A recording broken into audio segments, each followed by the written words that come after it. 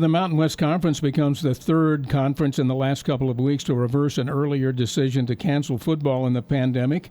So the Big Ten is in. The Pac-12 just recently said they're in, and now the Mountain West is aboard as well. 12 teams playing 8 games against league opponents. And for Aggie coach Gary Andersen, Coach, you and your guys, I think you might be pretty fired up about this. Yeah, good morning, Craig. We're all excited, obviously, and we've been working hard for the last few weeks and doing what we could do and what the NCAA has allowed us to be able to do with the time restraints and what have you. But these kids haven't seen them since they knew for sure. We had a pretty good idea, but we'll get them in here today and get things rolling. But it's a great day for everybody, for all the kids especially. Just an opportunity for them to be able to compete this year. And this is just the beginning of this thing now. I mean, it's easy to say start. It's hard to keep it going, and that's going to be the challenge for all of us, is to keep grinding and working through this process, and the responsibility that the young men have to have on the football team that they've never really had before. As far as it's a different college experience for them this year if they want to keep playing football, and we as coaches are in that same boat, and it's going to be different for fans, but we're excited to have the opportunity, and we're going to work through it and prepare this team to go out and represent Aggie Nation the right way. You're an optimist. Did you ever doubt this would happen this fall? Oh, yeah. I'm not going to say I felt real good about playing football there for a period of time. The one thing for me that I was just really, really against was the spring. I thought that was just an outlandish idea. I didn't think it had any validity for any good reasons for kids or anything, quite frankly. Now, this does this way. So I had my doubts, but when we started talking about the fall thing, I felt much better about it, and the ability to say, hey, we're going to play potentially 8 games and then push it up. It wasn't realistic to say, hey, we're going to start playing football in January in the Mountain West Conference. It's just not real good. There's a lot of weather that takes place in this conference, as we know, that's not really conducive to football games in January and February. And we can get these in. I think we can work through the process. And again, I go back to it. It's just a great opportunity for the whole football team, not just the seniors. And yes, everybody gets another year back, and they'll be able to bring that year back of eligibility if that's where it stands. It works out for them in the end. It works out for the university. But we all get a chance to play now, and it's different, but the opportunity's there. So optimist all the time. I try to be, but I had my doubts on that one, to answer your question. When are you allowed to start practice? Today.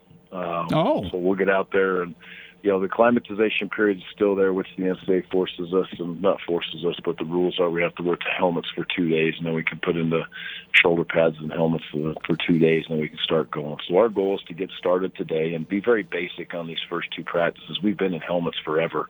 So whether I agree or disagree with, say, there's an acclimatization period going on right now, which I don't know why we have to have it, but we do. So that's the rules that are there, so we're going to follow them. So we'll go out there and have a couple very basic practices today and then over the weekend, and we'll start up on Monday. And then our plan is to have a big scrimmage next week Friday. And it'll be a 100-plus play scrimmage next week Friday, and our kids will be prepared for that. One other thing I saw, I think on the Aggie website, four road games, 4 home games, no dates yet. But is that schedule, what there is of it? It says at Boise State, at CSU, at Nevada, at Wyoming. Does that sound like what's going to happen? Boy, you've heard a lot more than I have. Okay. So I've heard nothing of that at all. I'm just trying to get to me, there was no schedule that's been set that I have been made aware of at all.